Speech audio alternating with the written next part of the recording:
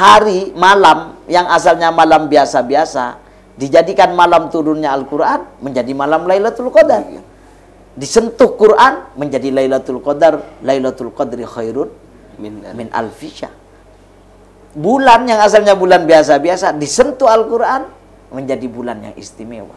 Malaikat yang menjadikan, yang dipilih oleh Allah menyampaikan Al-Quran, malaikat Jibril menjadi malaikat paling dekat kepada Allah. Nabi yang diberikan Al-Quran kepadanya menjadi nabi yang afdalul anbiya wal mursalin, bahkan afdalul makhluqat.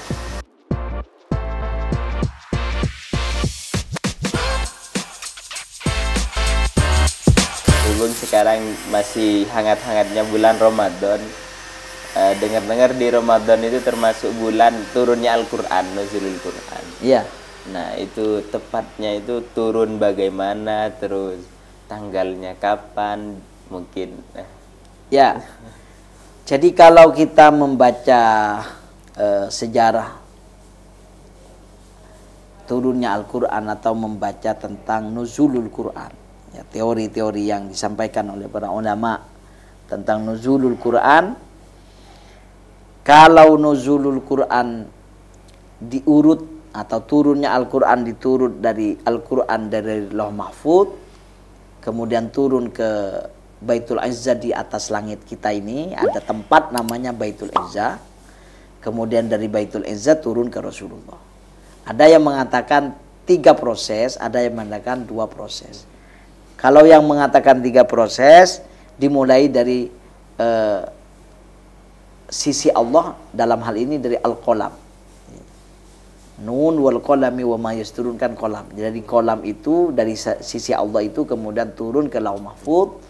Dari Lauh Mahfud turun ke Baitul Izzah, dari Baitul Izzah turun ke Rasulullah. Ada 3 proses. Ada ulama yang hanya membahas tentang dari Lauh Mahfud ke Baitul Izzah, dari Baitul Izzah ke Rasulullah. Ada yang mengatakan 2 proses. Lah, dari Lauh Mahfud ke Baitul Izzah itu jumlatan wahidah, turun sekaligus. Nah, itu indikasinya, katanya para ulama yang berkesimpulan begitu, karena Allah ketika menceritakan di dalam Al-Quran menjelaskan dengan kalimat anzalah. Jadi anzalah itu wazan af'ala, itu litta'diyah, gitu ya. Itu menunjukkan apa namanya, sekaligus. Dan Allah ketika menceritakan turunnya Al-Quran itu dengan kata anzala, ada minimal di 3 yang terkait dengan waktu, ya.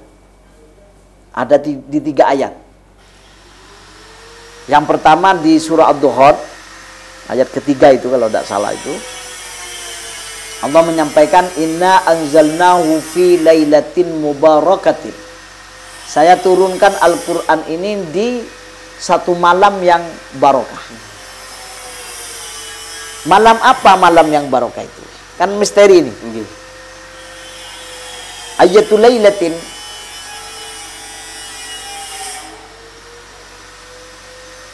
malam apa yang dimaksud Lailah Mubarakah? Kemudian para ulama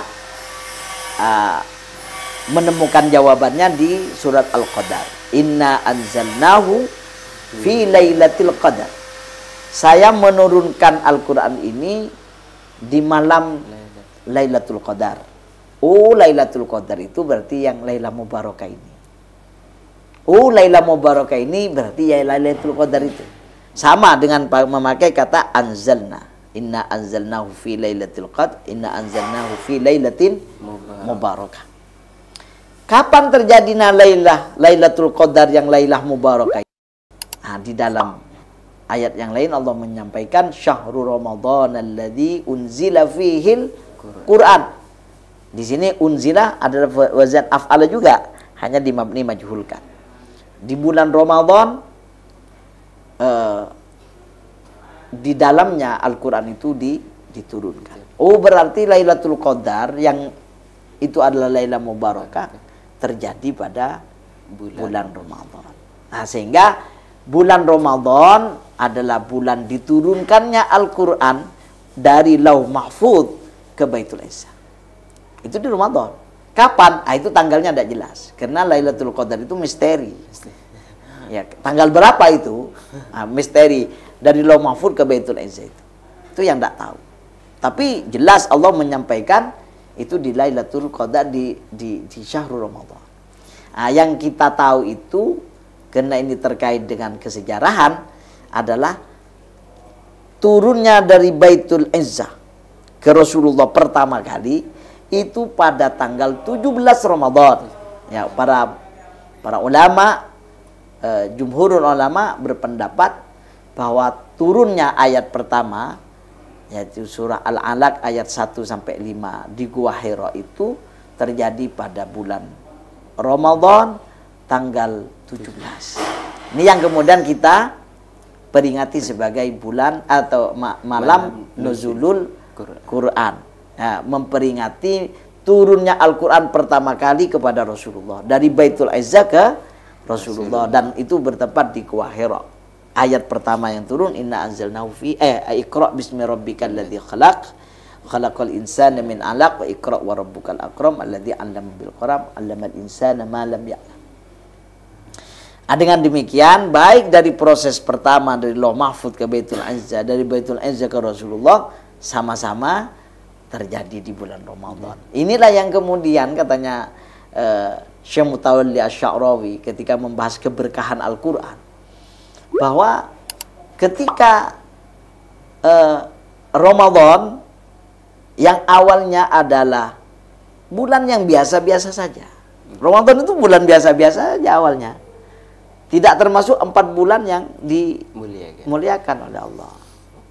4 bulan yang dimuliakan dalam ayat inna iddatasyuhuri indallahi 12 syahran fi kitabillah yauma khalaqas samawati wal arda minha arba'atun huruf, berdasarkan hadis Rasulullah yang disitir di tafsir Ibnu Katsir oleh Imam Ibnu Katsir adalah salasatun minha mutawaliyat, yaitu Dzulqa'dah, Dzulhijjah dan Muharram, wa Rajab Mudhar. Ya, itu 4 ini. Ramadan tidak masuk. Ramadan tidak masuk. Kenapa kemudian Ramadan menjadi bulan yang istimewa, bahkan keistimewaannya kadang-kadang melebihi 4 bulan ini? Ya, itulah karena kena sentuh Al-Quran. Ya, kena sentuh Al-Quran. Jadi Ramadan gara-gara disentuh Al-Quran, dipilih oleh Allah menjadi bulan diturunkannya Al-Quran, maka menjadi bulan yang sangat istimewa. Nah, begitu. Nah, ini yang kemudian bisa diambil pelajaran bahwa apapun yang disentuh Al-Quran akan barokah. Karena Quran itu adalah kitab yang diturunkan oleh Allah untuk memberkahi. Wa hadza kitabun anzalnahu mubarakun fattabi'uhu wattaqu la'allakum turhamun. Gua Hira itu gua yang saya kira kalau dari segi keindahan ya kalah dengan Gua Maharani. Tapi kan ketika dipilih oleh Allah menjadi tempat turunnya Al-Quran, menjadi istimewa, menjadi gua yang luar biasa. Asalnya gua biasa-biasa saja menjadi gua yang luar biasa. Hari malam yang asalnya malam biasa-biasa dijadikan malam turunnya Al-Quran, menjadi malam Lailatul Qadar. Disentuh Quran menjadi Lailatul Qadar, Lailatul Qadri khairun min alfi syahr. Bulan yang asalnya bulan biasa-biasa disentuh Al-Quran menjadi bulan yang istimewa. Malaikat yang dipilih oleh Allah menyampaikan Al-Quran, malaikat Jibril menjadi malaikat paling dekat kepada Allah. Nabi yang diberikan Al-Quran kepadanya menjadi nabi yang afdalul anbiya wal mursalin, bahkan afdalul makhluqat.